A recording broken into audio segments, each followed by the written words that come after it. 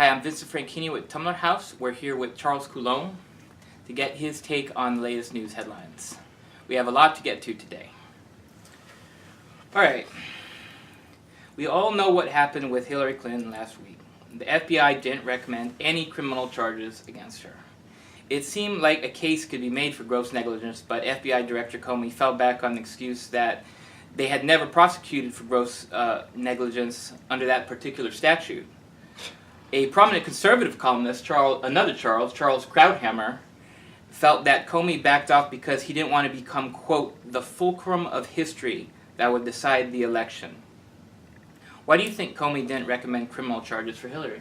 Well, I don't know. I think Krauthammer might well be right, because certainly had he indicted her, she'd be out of the running, and then the convention would come up with someone else, probably Biden, who would be much more of a challenge to Trump. Ironically, whether or not he intended it to be so, I think probably the director of the FBI has pushed Mr. Trump closer to the presidency. Because again, he doesn't indict her, but he says it's all true. He said that in front of Congress. Now, you don't think this is going to come up again over and over and over again in the election? Of course it will. So, whether or not that was his intention, the director of the FBI did the Democratic Party no favors by not indicting her. Well, you know, it's interesting, if at the hearing, when they're at the Senate hearing for Comey, Trey Gowdy kind of pointed out that couldn't obstruction of justice or be shown because she lied for so many things in terms of how many mobile devices she's having, what they came forth with. It's sort of surprising that they can't get her on obstruction of justice. Well, you know, again, we've always known we have two sets of justice, two sets of law in this country. One for the wealthy and powerful, one for the poor and obscure. I have no doubt that I would be under indictment right now had I done what she did. I have absolutely no doubt in my mind. But she's not me, and she has privilege, and I think she's entitled to it. White privilege? What's that? White privilege? Oh no, white privilege, hardly. No, wealth privilege. Ah. And I'm all in favor of the wealthy and the powerful doing whatever they want and getting away with it. I think it's a great thing. It's what this country was built on. Okay. Think of John Hancock smuggling tea. It's as American as apple pie. Okay. The shooting of the police in Dallas is yet another tragedy in a long list of tragedies that America has recently suffered due to gun violence. Why is this happening now? Is it a lack of gun control? Is it overly lenient mental health law? Is it our society just becoming dehumanized? What is it? Well, okay, firstly, let me explain something. I'm a little bit biased when it comes to gun control, because I was born in the city of New York, where guns have been illegal since 1876 under the Sullivan Act. Having been mugged myself in my far-off youth in Manhattan, I know just how effective gun control can be. The criminals will get them, even if the Department of Justice isn't selling them at the time. Yeah. The problem with gun control laws, as we have them, is that they will leave the law-abiding populace unarmed, and the criminals will be armed regardless of what a bunch of old men in a legislature say. That's the first thing. Second thing, of course, I've always noted how many prominent gun control people, when their own houses have been burgled, turn out to be armed to the teeth. That also isn't lost on me. But I also wonder how much of this is because of instant communication. I'll give you an example of what I mean. I was brought up at a time in this city, in beautiful Los Angeles, when we lost roughly 1,000 people a year to gang violence. That's a lot of people. Yeah. You know, they go on about Black Lives Matter. Yeah, we'll see. Apparently, gangbangers' lives don't. Because, you know, they may have been gangsters, but they were still people. And most of them were very young. The largest single cause of death among young black men today is other young black men. Nobody's addressing this. Nobody cares. Certainly not the leadership of the black community. Certainly not the leadership of either political party. And of course, it isn't just the blacks.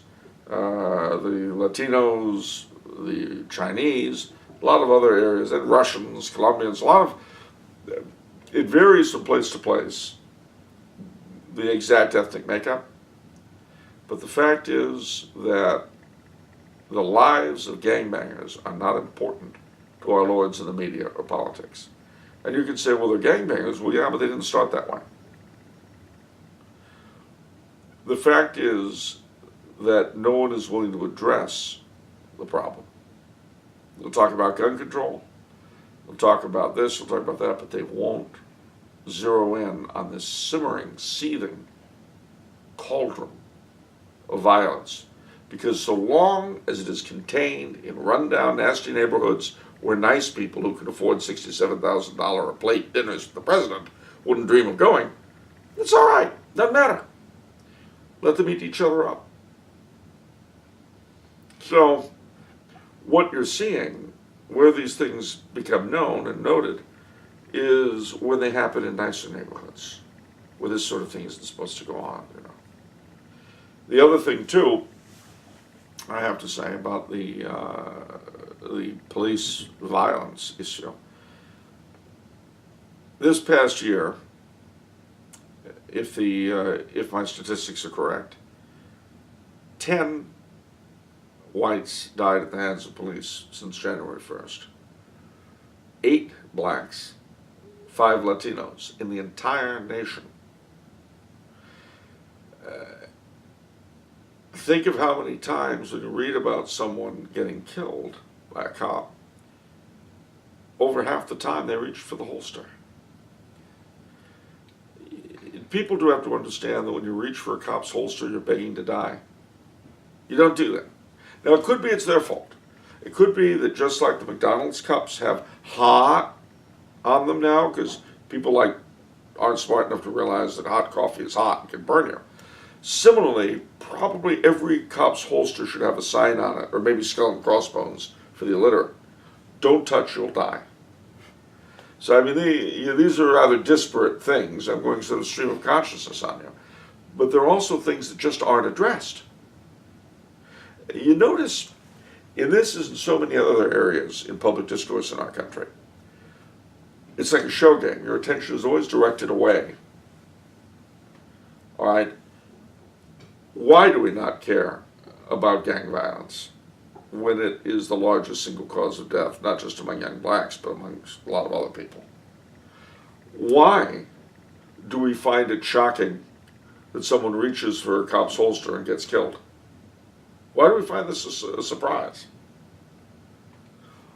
Why do, when law enforcement, for all of its faults, why are we surprised when they stop patrolling areas of cities? We make them jump through hoops. We jump up and down and scream at them, and then wonder that they don't do a difficult job when it gets really difficult. You see, there are all these imponderables floating around that no one is going to touch, and it leaves the questions they do ask seeming sort of silly. To put this another way, it's a little bit as though I saw you shooting up your house and asked why you hadn't paid your electric bill. I'm not saying that you shouldn't pay your electric bill. I am saying that probably your shooting pistols off is a little bit more important just at the moment. But our attention is constantly deflected. Okay, you're talking about why this isn't addressed. It's interesting. According to the 2010 U.S. Census, there are 38 million African Americans living in the United States. Mm-hmm. According to blackgenocide.org, since 1972, there have been over 15 million abortions of African Americans. In other words, there would be 30% more African Americans living in the United States if not for abortion. Mm. Why are civil rights leaders like Jesse Jackson and Al Sharpton focusing on these incidents with the police instead of abortion, which statistically is hurting the black population much, much more? Because they're Uncle Toms. That's why. They're Uncle Toms for the white Democratic establishment. Margaret Sanger, the mother of Planned Parenthood, hated the blacks and the other non-whites and wanted them eliminated. And so far she's doing a good job, although she's done better with whites themselves. Be careful of wishing ill on other people because it may come back for yours, you know. No, I mean, the whole thing is so insane. The truth of the matter is that 50, 60 years ago, the reason why we're able to have a civil rights movement in the first place is because the black community had gotten to a point to where it had an infrastructure, to where you had a black middle class that was growing up, to where the black family structure was stronger and stronger and stronger, where the educational institutions that blacks had built since Reconstruction had really produced some extraordinary things. That's all withered on the vine during the course of my life. And there are 30% less blacks than there should be. To say nothing of so many less whites, browns, Asians. But it goes back to the same thing. Constantly, our attention is pulled over here, so we don't look at this. Well, you know what? Maybe this isn't that important right now. Maybe the shootings, Black Lives Matter, but unborn Black Lives Matter. It's just that the gentleman you mentioned, apparently, I mean, I can't read their minds. It could be that they're deeply troubled about it. But you wouldn't notice it from what they say. So, until they're willing to address, until the black leadership are willing to address these issues, the destruction of the black community, the collapse of the black family, the high abortion rate amongst blacks, the death rate amongst young blacks and its causes, until they are willing to address those things head on and face those elements of society responsible for it, oddly enough, many in our dominant classes, as far as I'm concerned, they're Uncle Toms and not worth noticing. Okay. Race relations have obviously been deteriorating in recent years. Do you feel Obama has played a role in this, and do you think either Trump or Hillary could improve race relations? Well, yeah, they have deteriorated, I mean. And yes, I believe that the president has certainly played a part. I mean, when you have the black sheriff of Milwaukee declare that the president has declared war on law enforcement, that almost says it all, you know. And again, I hate to harken back to what I've just said, but this deterioration in race relations has come at the very time that those responsible have not been paying attention to the evils I mentioned just a moment ago. Because if I were a cynic, I would say it's because they don't care. And that in reality, they're playing the race card to their own advantage and using blacks and whites alike as pawns. But that would be a cynical reading, and if nothing, I'm a romantic and not a cynic, so I really can't go along with that analysis. Okay. Well, what about, will Hillary or Trump improve, do you think? Or would Trump deteriorate? Well, honestly, I think Hillary will be more of the same. Okay. You know, she came out and blamed whites and cops for Dallas. Well, okay, great. That's nice. Thank you, Mrs. President. Go bye-bye now. For Trump, I believe Trump will do whatever he thinks he needs to do to accomplish whatever it is he wants to accomplish. As I told the editor of a Latino magazine, do not be surprised between now or between the convention and the election if you start seeing him running around in a serape and sombrero. If he thinks that'll get him into the White House, that's what he's going to do. And if Trump is convinced that his administration will benefit from an easing of race relations, I have no doubt that he will do anything he can think of to better them. Now, whether or not they'll be effective, I can't tell, and I don't know what they'd be. You know, you might see him living down to the lowest stereotypes, eating watermelon and fried chicken to show that he's one of the people. But Even if he did, have you noticed when Mrs. Clinton speaks to all black audiences, she puts on this phony black Yeah. accent? Yeah. Which to me would be as bad as Trump eating watermelon, and Yeah. doing the whole minstrel thing. And yet again, the black leadership don't seem to notice Mrs. Clinton's minstrel show. I mean, I'm just waiting for her to do jazz hands. It's ridiculous. Really ridiculous. Okay. After the Rodney King beating, there seemed to be a relatively peaceful period for many years in terms of incidents with the police. Why is this happening now? Why are there so many incidents? Is it simply because now everyone has the ability to record the incident on their phone? I suspect so. I mean, Rodney King, that whole thing was videotaped. 10 years before, you wouldn't have had a videotape. And now everybody's got phones. Everyone can take pictures of everything. I mean, we tend to forget that with the growth in the information media comes an intrusiveness.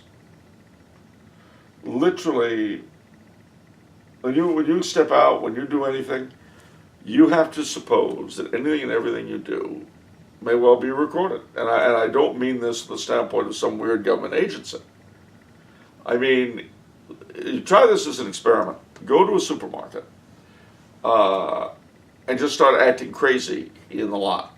I promise you it's going to be on the internet. Go out in a bunny suit and start singing off-color songs in Portuguese at the top of your lungs in a cracked voice, accompanying yourself on a ukulele. Try that and tell me if within 10 minutes you don't have a bunch of people with their phones at you. That's the world we live in now. Is it a better world or a worse world than the one we had before? That's very hard to say. And I can't answer that question. Okay. Recently, Oliver Stone, a famous Hollywood director who is on the liberal end of the spectrum and staunchly anti-war, criticized Hillary Clinton. He listed a litany of foreign policy mistakes that she made during her political career, and he went on to say, quote, "The problem, I think, is the political miasma of correctness that dominates American thinking. That Trump is extreme, therefore Hillary is not." Oliver Stone, by the way, supported Bernie Sanders for president. Who is more likely to get us into war, Trump or Hillary? Hillary. Why is that? Well, several reasons. For starters, she has to prove her manhood. Yeah, I know how that sounds. It's a paradox. But any woman in her position, in the culture as it is now, will feel driven to show that she's not weak. That's point one. Point two, she's inheriting from Obama a series of militaristic policies, particularly as regards Russia, that if left unchecked will bring us to war. And it's insane. It's a war over nothing. With the exception of Ukraine, which is a crisis that we ourselves had something to do with getting going, and Syria, ditto, we have no conflicts of interest with Russia. We have a lot of parallel interests. ISIS is as much a problem for them as it is for us. Peace in Europe is as important to them as it is to us. China represents a challenge to both of us. For us, in terms of our economic hegemony, and for them, just in terms of Siberia. I mean, I could go on and on and on, but the point I'm making is the fact that a country which ought to be a friendly, if not a complete ally, the fact that we seem at this moment to be on some sort of a collision course is utterly insane and speaks to 8 years of irresponsible foreign policy. 8 years that were partly her doing and to which she falls heir. Now Trump, although he's very unpredictable, as someone said, I wouldn't be surprised to go to bed one night, wake up, find we declared war on Denmark. But while there is that element,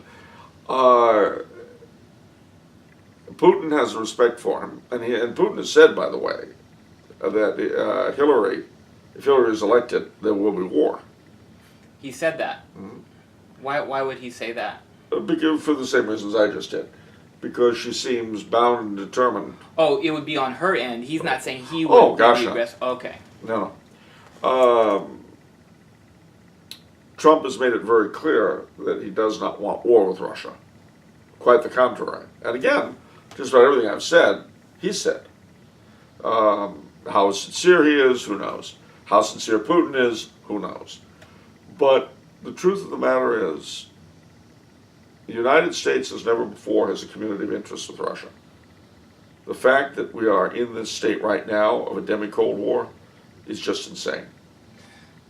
Okay, that's interesting. We're talking about Russia because it's been in the news so much lately, specifically Vladimir Putin.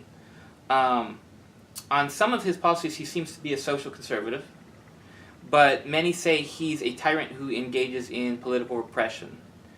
Interestingly, most recently, he put Black Lives Matter on Russia's official terror list, Yes. listing it as a, quote, racist terrorist organization. Earlier this week, he signed a bill that allegedly outlaws religious evangelization outside of churches. Today, a headline from dailymail.com says, quote, Putin sacks every commander in his Baltic fleet in Stalin-style purge after top brass refusal to follow his orders to confront Western ships. What do you make of Putin, and what's going on here? Well, that's a very good question. I would say that if American naval commanders did that, they would be sacked. I mean, you do understand that the military is supposed to obey the commander-in-chief, and that if you don't, you lose your job. Okay. That's like everywhere. Like here. That's why we're going to have transgendered people in the army now. But he sacked every commander, so they're suggesting that that's an unusual type of purge. Well, maybe not. Okay. I really don't know enough to give you a proper answer on that. All I can tell you is that in militaries like ours, if you don't do what you're told, you lose your job. That's how that works. Comparing it to Stalin, of course, is an easy jibe. Whether or not it's justified, I don't know. I won't say it isn't, because I don't know. I won't say it is, because I don't know. What I do know is that Putin certainly is not what we would consider a democratic leader. For instance, he isn't cutting off funding to schools that won't allow transgendered people into their girls' rooms. That, causing children who are dependent on federally funded lunches to go without meals. See that? So,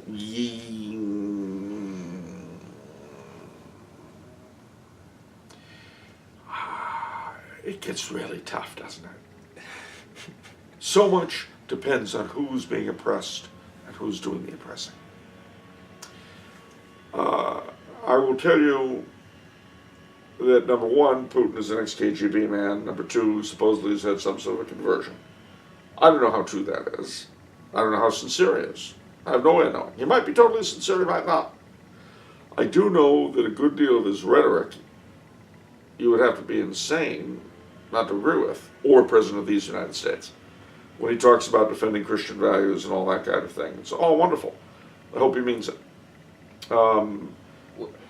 Well, defending Christian values, what about this new law where he outlaws evangelization outside of church? What is that all about? Well, I don't know. My suspicion is that it applies, what he's speaking of are the new sects, as they're called, Baptists, Jehovah's Witnesses, Mormons, people like that. Remember that Russia, in its attempt to recreate itself, is also attempting to return to its Russian Orthodox roots. And it is quite possible, and again, I'm talking without knowing all the facts, so keep that in mind. Okay. So I'm not committing to what I'm saying. Okay. But my suspicion, off the top of my head, is that this doesn't apply to the Russian Orthodox or the Catholics, but that it does apply or even the old style Protestants there, but it does apply to some of the newer sects. That would be my guess. Could be wrong though. He certainly has tried to be the defender of Christianity in the Near East in a way that we don't even talk about. It's not even on our agenda. I suspect that where the current conflict between Russia and the United States stems from is not really based either in Syria or Ukraine, but actually in social vision. In social vision? Yeah. Okay. We were very upset at the lack of gay rights in Russia, which is more important to us than anything else, as you know. Hence the need for children to starve if their girls' rooms and girls' locker rooms aren't open to self-identified men. Right, of course. Children need to starve if that's the case. Anyway, well, I don't know. I'm just going along with my masters. You know, I obey my president. But the sad truth of the matter is that the United States of 50 years ago would have had no problem with this Russia. Oh. This United States does. Because this United States, in many ways, exemplifies what the Soviet Union of 60 years ago did in terms of first principles. Secular, amoral but moralistic, totally committed to nothing identifiable except power. We have become, since the fall of the Soviet Union, we have become what we feared. You know, I hate to get all psychological on you, but Carl Jung used to say, be careful of how intensely you hate, you may become it. And certainly, in a lot of ways, we're emulating them. Think of freedom of speech. Remember freedom of speech? That was something we used to prize. We're not allowed to anymore. And as a purveyor of words, you're the last person I have to remind about that. Now, mind you, I agree with restricting freedom of speech.